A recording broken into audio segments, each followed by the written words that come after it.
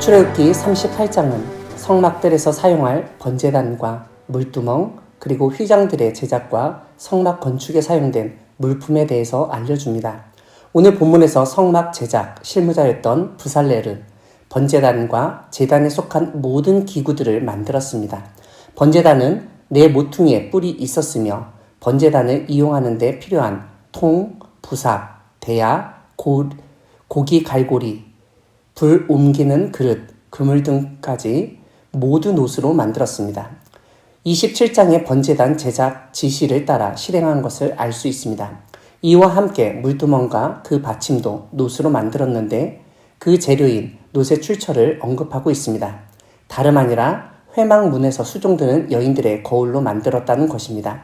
그러므로 물두멍은 여인들의 녹거울 헌물로 제작했던 것을 알 수 있습니다. 출애굽기 30장의 설명에 따르면 물두멍은 성막과 번제단 사이에 있던 물을 담아놓는 큰 통입니다. 그 물의 용도는 제사장이 손이나 발을 씻고 성소에 들어가거나 희생제물의 피와 오물들을 씻는 용도였습니다. 또한 성막들의 휘장들과 그것을 치는 데 필요한 기둥들과 밑받침과 필요한 물품도 만들었습니다. 성막들은 동서남북 사방으로 울타리 혹은 담장을 연상시키는 구조물로 안팎을 구분했습니다. 남쪽과 북쪽 방향으로 100규빗의 길이의 휘장들을 쳤는데 약 50m 정도 됩니다. 서쪽과 동쪽의 휘장들은 50규빗으로 약 25m 정도의 너비를 가지고 있습니다. 성막의 입구는 동쪽이었는데 동쪽 휘장은 양쪽으로 각각 15규빗으로 만들고 그 가운데 20규빗의 성막문 휘장을 만들었습니다. 이 휘장들을 고정시키는 데 필요한 기둥들과 밑받침들, 기둥의 갈고리와 가름대 등도 만들어 각 기둥들을 연결하여 쉽게 넘어지지 않도록 했습니다. 21절은 성막을 증거막이라고 부릅니다. 성막을 증거막으로 부른 이유는 하나님이 이스라엘과 맺은 언약의 증거인 증거판을 두었기 때문입니다. 이런 점에서 증거판을 둔 궤를 증거궤로, 증거판과 증거궤를 둔 성막을 증거막으로 불렀던 것을 알 수 있습니다.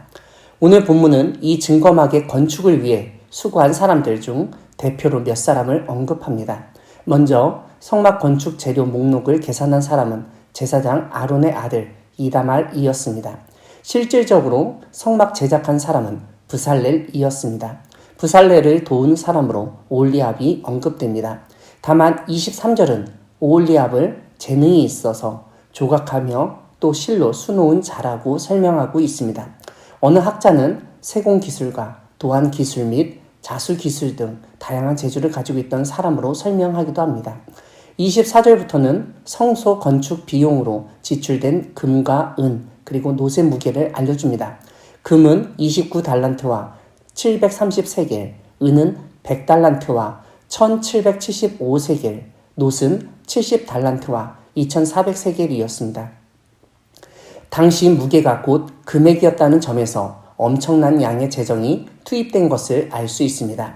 26절은 20세 이상으로 계수된 자가 60만 3,550명이라서 성소의 세겔로 각 사람에게 은 반 세겔씩 받은 것이라고 설명하고 있습니다.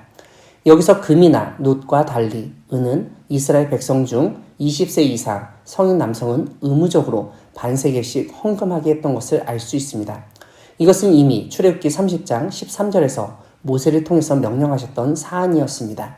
마태복음 17장은 반세겔 받는 자들을 언급하는데 성막 건축 때 반세겔 내던 전통이 예수님 시대에는 성전세로 발전했던 것으로 보입니다. 사랑하는 광야교회 성도 여러분, 하나님은 말씀하신 대로 일하는 사람들을 세우시고 합력할 선을 이루도록 역사하시는 분이십니다.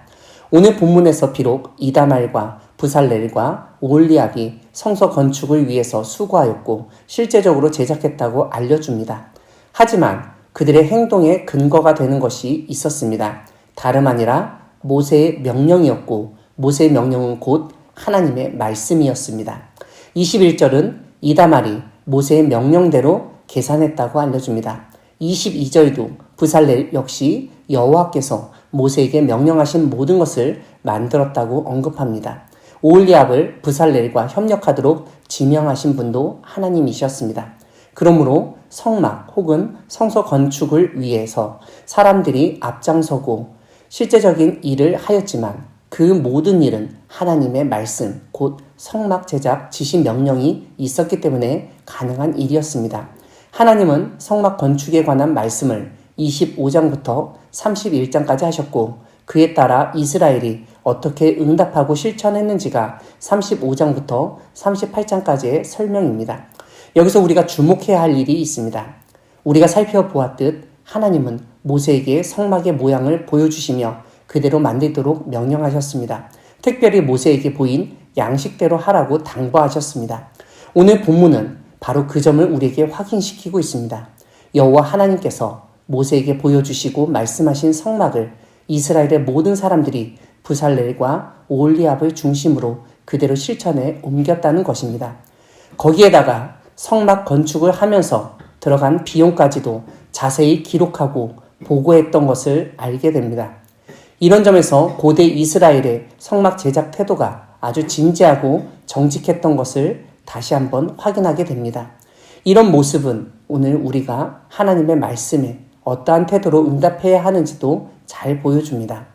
한편으로는 하나님의 말씀을 진지하면서도 정직한 가운데 실천해야 하며 다른 한편으로는 하나님이 세우신 일꾼과 합력해야 함을 깨닫게 됩니다.